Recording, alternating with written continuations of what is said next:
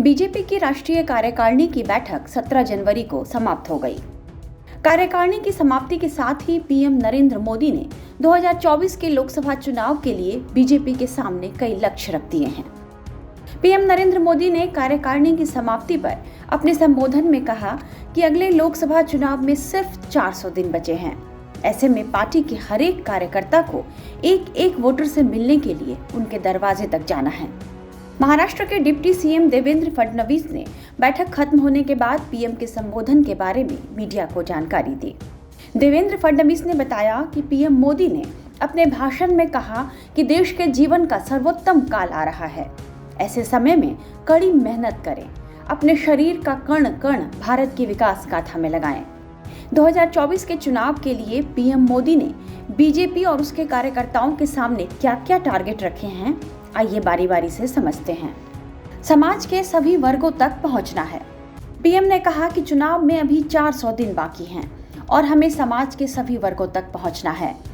इस बार मुसलमानों के बीच अपनी पैठ बनाने के लिए पीएम मोदी ने बिना वोट की उम्मीद किए बोहरा, पसमानदा और पढ़े लिखे मुस्लिम तक सरकार की नीतियों को लेकर जाने को कहा है। पीएम मोदी ने बीजेपी नेताओं को ये नसीहत भी दी है कि वे मुस्लिम समाज के बारे में गलत बयानबाजी न करें। उनके मुताबिक कई बार के बयान अमर्यादित होते हैं, ऐसा नहीं करना चाहिए। किसी भी जाति संप्रदाय के खिलाफ बयान नहीं देना चाहिए। नंबर 2, 18 से 25 साल के युवाओं पर फोकस। पीएम ने कार्यकर्ताओं को 18 से 25 साल के युवाओं पर फोकस करने को कहा है। पीएम ने कहा कि इस आयु के युवाओं ने पिछली सरकार के कुशासन को नहीं देखा है। इस पीढ़ी को नहीं पता कि पहले की सरकारों ने किस तरह कदाचार और कुशासन से सरकार चलाया है। इसलिए युवाओं को सुशासन के बारे में बताया जाए। नंबर 3, बूथ को मजबूत करें। पीएम मोदी ने कहा कि नए कार्यकर्ताओं को ले जाकर बूथ को मजबूत करें। इसमें सभी धर्म और जातियों के लोगों को साथ लेकर चलें।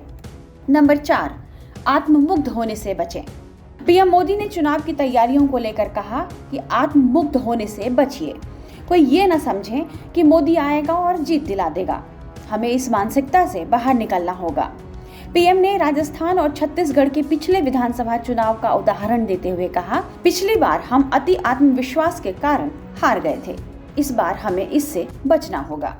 नंबर 5, अगले 25 साल का विजन रखा सामने। पीएम ने नेताओं के सामने बीजेपी के अगले 25 साल का विजन भी रखा है। इसमें पार्टी को सिर्फ राजनीतिक मशीनरी की जगह एक सामाजिक उपक्रम के रूप में तब्दील करने की अपील की गई है। यानी एक पार्टी के रूप में बीजेपी ने अब तक का जो सफर तय किया है, उसका दायरा बढ़ाकर सामाजिक कार्यों को करने तक ले जाने को कहा है। जाहिर है पीएम मोदी ने बैठक के आखिरी दिन कार्यकर्ताओं को अच्छी तरह चुनाव का रोड मैप समझा दिया है। माना जा रहा है कि इससे कार्यकर्ताओं में एक जोश भर गया है। टाइम्स नाउ नवभारत डिजिटल की रिपोर्ट।